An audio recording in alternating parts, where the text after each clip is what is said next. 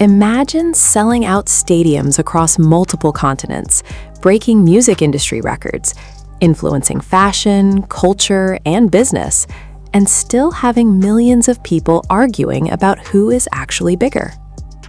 Because when it comes to modern music royalty, two names dominate the conversation: Taylor Swift and Beyoncé. One built an empire through songwriting, fan engagement, and record-shattering tours.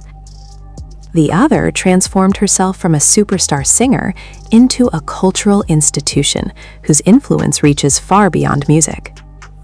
But here's the question that keeps dividing the internet: who built the bigger global empire?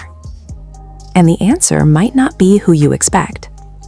Stay until the end, because when we compare the numbers, influence, wealth, and worldwide impact side by side, one category completely changes the debate. Let's get into it. For years, Beyoncé seemed untouchable. After rising to fame with Destiny's Child, she launched one of the most successful solo careers in music history. Hit after hit, sold-out tours, legendary performances, and a reputation for excellence turned Beyoncé into more than an artist. She became a symbol. Fans didn't just listen to her music, they studied it, they celebrated it, they built communities around it.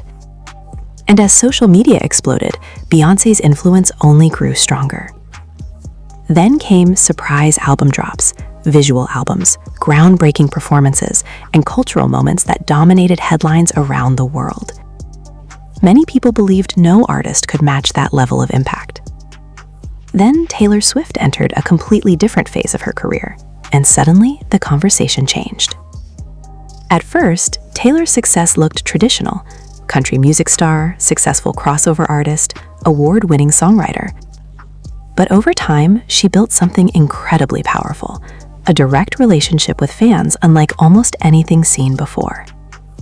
Every lyric became a clue, every announcement became an event, every album release became a global conversation. And while critics focused on the music, Taylor was quietly building one of the most loyal fan communities on Earth. That community would eventually create a phenomenon nobody saw coming.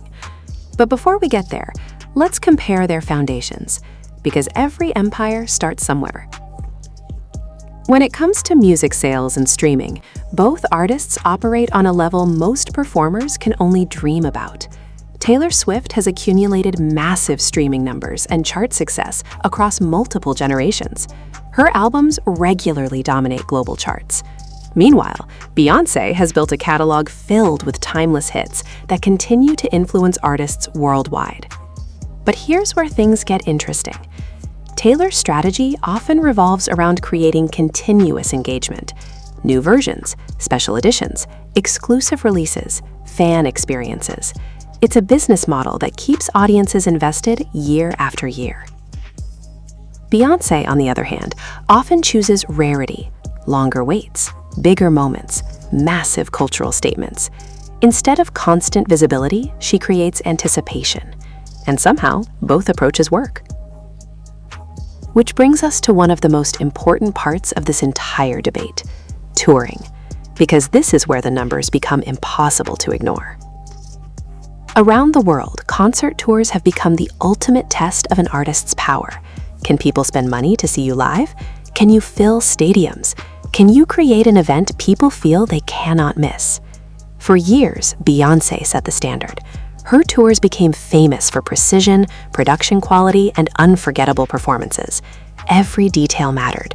Every show felt larger than life. Then came Taylor Swift's Eras Tour, and suddenly the entertainment industry witnessed something extraordinary. Tickets became nearly impossible to get. Hotels filled up, local economies benefited, fans traveled across countries just to attend. Entire cities transformed into Taylor Swift destinations. It wasn't just a concert tour. It became a global event. And for many observers, this was the moment Taylor's empire reached a completely different scale. But don't decide the winner yet, because the next category changes everything: influence. Numbers tell part of the story. Influence tells another. When Beyoncé releases a project, people don't just discuss the songs. They discuss the message, the visuals, the symbolism, the cultural impact. Artists, journalists, academics, and fans analyze every detail. Her influence extends into conversations about music, performance, culture, and representation. Few artists in history have achieved that level of respect. Taylor's influence works differently. She has changed how artists think about ownership, fan engagement, and career longevity. Her battle over her master recordings became one of the biggest stories in modern music. When she began re-recording her albums, millions of fans supported the effort. Suddenly, artists everywhere were discussing control, rights, and ownership. In other words, Beyoncé influences culture. Taylor influences both culture and business strategy. And that's why this comparison remains so fascinating, because they're dominating different arenas at the same time. Now, here's the twist many viewers have been waiting for: money. After all, empires are often measured by wealth. Both stars have generated enormous fortunes through music, touring, endorsements, and business ventures. Beyoncé expanded beyond music through fashion, entertainment partnerships, and major brand collaborations. She created a brand associated with excellence and prestige. Taylor, meanwhile, transformed her music catalog, touring power, and business decisions into extraordinary financial success. The scale of her recent commercial achievements shocked even industry experts. And this is where many people become surprised, because depending on the year, the gap between them may be much smaller or much larger than fans expect. But wealth alone doesn't determine who built the bigger empire, because an empire is ultimately about reach, and reach means global presence. So let's look around the world. In North America, both artists are massive. In Europe, both command huge audiences. Across Asia, Latin America, Australia, and beyond, both have devoted fan bases. Yet their strengths differ.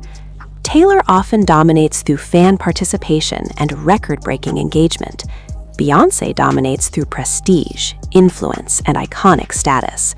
One creates a movement people join, the other creates a legacy people admire. And that's why choosing a clear winner becomes nearly impossible. Because what exactly are we measuring? If we're measuring cultural influence, Beyoncé has one of the strongest cases in modern entertainment history. If we're measuring fan engagement and commercial momentum, Taylor Swift's numbers are extraordinary. If we're measuring touring power, the conversation becomes even more intense. If we're measuring artistic impact, both have transformed the industry in different ways. Which brings us to the final verdict. Who built the bigger global empire? The surprising answer is that it depends on the lens you use. Beyoncé built an empire based on cultural power, artistic excellence, and iconic influence. Taylor Swift built an empire based on fan connection, commercial scale, and unprecedented engagement. One became a global symbol. The other became a global phenomenon. And perhaps that's why this rivalry continues to captivate millions of people, because it's not really about proving one artist is better. It's about witnessing two different blueprints for greatness, two different paths to the top, two different empires that changed music forever. But now it's your turn. If you had to choose only one, who built the bigger global empire, Taylor Swift or Beyoncé? Drop your answer in the comments, and more importantly, tell us why, because this debate is far from over.